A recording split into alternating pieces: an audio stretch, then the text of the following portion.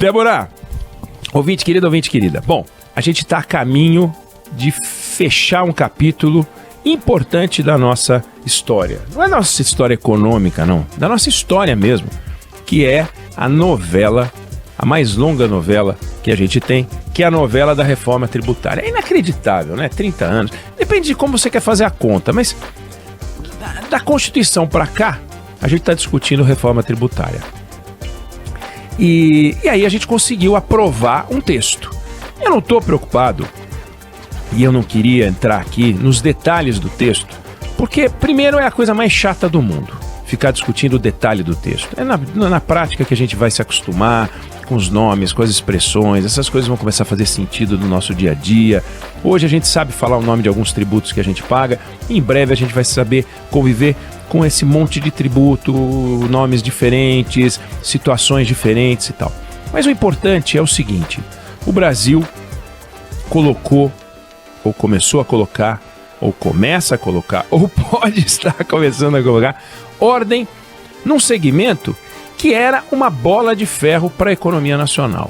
Uma bola de ferro.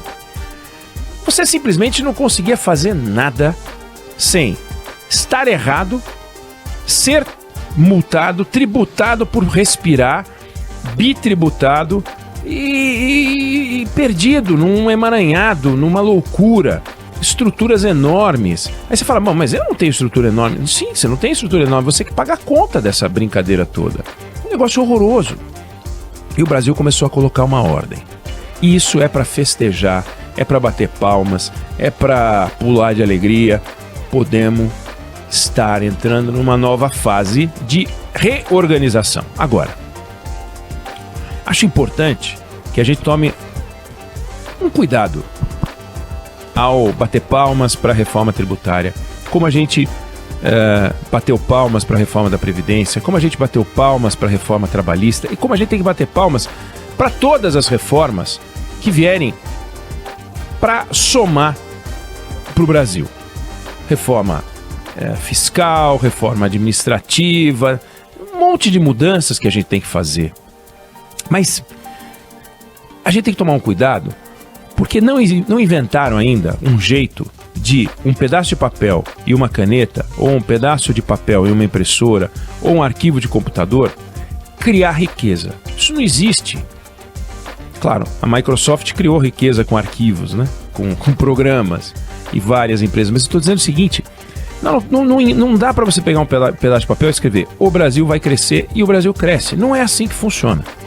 Então, a reforma tributária, ela vem para tirar uma bola de ferro. Primeiro que essa bola de ferro vai ser tirada aos poucos, paulatinamente. Vai levar anos até que a gente possa dizer, agora estamos num novo regime tributário. Mas já sinaliza. Mas são 10 anos de transformação, até a gente entrar no ano de uma nova realidade, com os nomes novos, sem convivência de nomes antigos com nomes novos, sem convivência de tributação velha com tributação nova. Mas o Brasil, não é que ele cresce pouco porque os tributos no Brasil são esse enrosco que são. A gente já cresceu 10% num ano com esses tributos malucos. A gente já cresceu 11%, já cresceu mais. Já cresceu 8%, já cresceu 5%, e nós estamos crescendo pouco. Então a gente não cresce pouco por causa da realidade tributária. A realidade tributária brasileira é um dos fatores que faz a gente crescer pouco. Sem dúvida é um dos fatores que faz a gente crescer pouco. Mas aí a gente vai tirar essa bola de ferro do pé e a gente não vai sair correndo feito o Usain Bolt porque tirou a bola de ferro no pé. A gente tem que fazer um monte de coisa. A gente tem que fazer musculação, entendeu? A gente tem que ganhar vitalidade, a gente tem que ganhar energia, a gente tem que ter preparo. E esse preparo não vai se dar pela reforma tributária.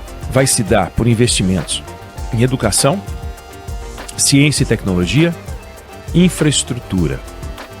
Vai se dar por uma busca do progresso em que o Estado ele tira o seu peso, o seu corpanzil das costas das pessoas, não só no seu aspecto tributário, mas regulatório, burocrático. Hoje em dia não é uma questão tributária. Abrir um negócio, por exemplo, é uma loucura. Existem setores em que você vai abrir um negócio e você tem que provar que você está em dia com temas ambientais em áreas que não têm impacto ambiental algum. Então, uma coisa é você, por exemplo, montar uma coisa com uma oficina que mexe com tinta e tal. Obviamente você tem que pegar registros em área ambiental. Outra coisa é ter um escritório, mas que por semelhança, por trabalhar com algum setor, precisa também de autorização de órgão ambiental. E é uma loucura, isso é burocracia. Eu estou falando de um exemplo, mas existem outros vários exemplos e situações em que o Estado complica para você produzir. E, na medida em que a gente não investe de verdade na qualificação, em educação, ciência e tecnologia e infraestrutura, porque não tem dinheiro disponível, porque a gente consome no Estado o dinheiro com outras coisas, são questões, são prioridades.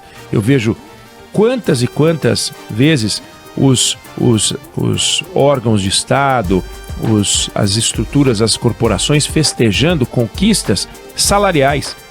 Como se as conquistas salariais fossem transformações para o Brasil, produzissem transformação.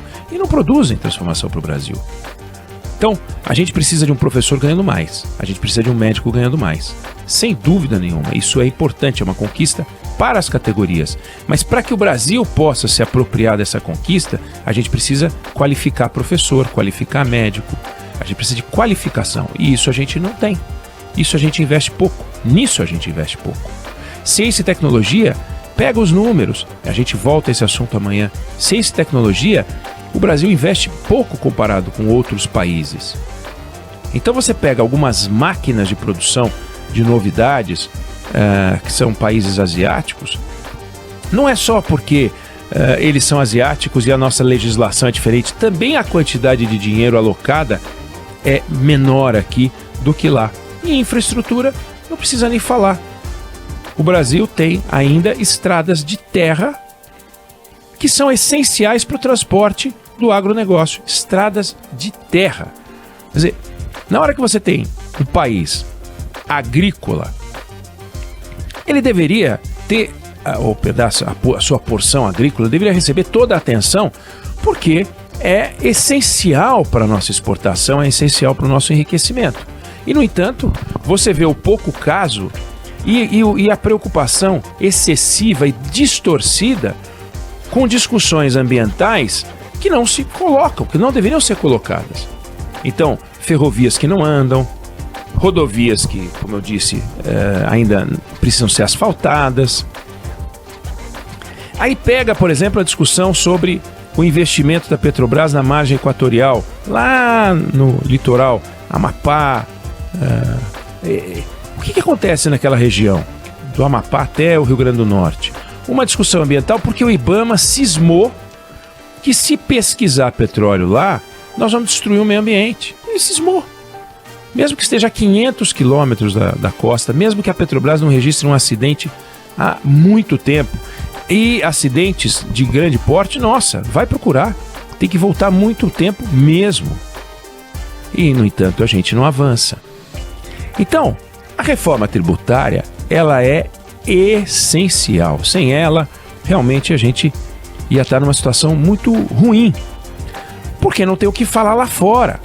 O Brasil querendo entrar no OCDE, o Brasil querendo ser um país com indicadores analisados por critérios de primeiro mundo, e tem essa realidade tributária alucinada. Não tem cabimento. Era realmente um manicômio. Agora, vamos imaginar que a gente estava num manicômio. No caso, um manicômio tributário. A gente estava hospitalizado. O Brasil estava hospitalizado do ponto de vista tributário. Agora você tira uma pessoa do hospital, ela não está preparada para o combate, para a guerra, para a corrida, para voltar para a academia. Ela tem que se recuperar, ela tem que fazer fisioterapia, tem uma série de coisas. Então o Brasil, para poder voltar, tem que fazer as fisioterapias, os tratamentos. E o que são essas fisioterapias? É rever o que está na volta ou na frente e que impede que a gente avance. E tem muita coisa como essas que eu citei. Então, o Brasil deu um exemplo extraordinário, o Congresso Nacional deu um exemplo extraordinário. O Senado votou, agora a Câmara promete votar o mais rápido possível, posto que é uma PEC a promulgação, isso entra em vigor, e depois tem uma série de leis complementares e outras leis ordinárias que precisam ser feitas para que essa PEC entre em vigor. Tem muito a fazer até que a gente consiga ter a implementação dessa nova realidade tributária, mas a gente mudou e é fantástico ver isso. E fantástico que a gente tenha mudado e quando o assunto vira um assunto de emergência, a gente vê que a gente conseguiu mudar não num momento em que o governo e o Congresso pensam da mesma forma.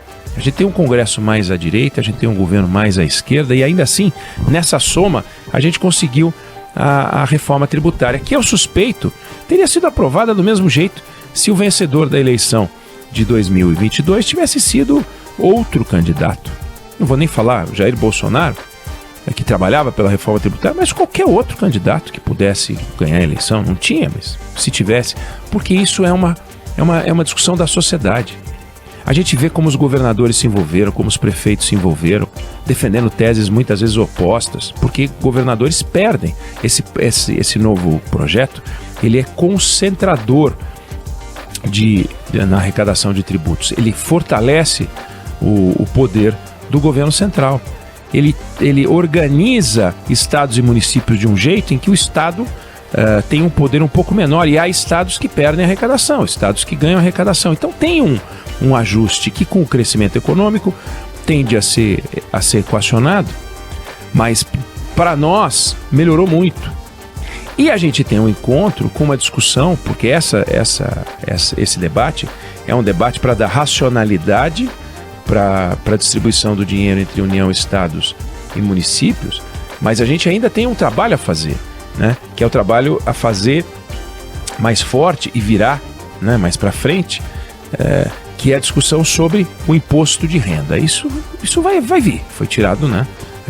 Isso era uma coisa que estava meio que discutindo junto, retira, e esse assunto imposto de renda virá, que é a hora de discutir distribuição, a diferença, a desigualdade social, tudo virá neste momento, e esse debate virá. Então, Congresso de parabéns, o Brasil ganhou um novo estímulo e oxigênio para ir em frente, com esse alerta que eu fiz. Não podemos jogar nas costas da reforma tributária, como não fizemos. Aliás, num primeiro momento até fizemos, mas a gente percebeu que não fazia sentido jogar nas costas da reforma previdenciária e da reforma trabalhista a responsabilidade agora o Brasil vai, agora eu posso trabalhar, que as coisas vão andar. Não vão. Nós vamos ter que acordar cedo, trabalhar muito e continuar cobrando do Estado que saia do nosso cangote e continuar cobrando investimentos em educação, ciência, tecnologia e infraestrutura, que são poucos, que a gente está investindo pouco nisso e investindo de forma torta nisso. Tem ótimos exemplos de investimento em educação que a gente tem que começar a copiar, mas o Brasil tem que fazer uma mudança importante. E ciência, tecnologia e infraestrutura, então, nem se fala. Não sei se você concorda ou discorda, mas essa é a opinião que eu tenho sobre o assunto.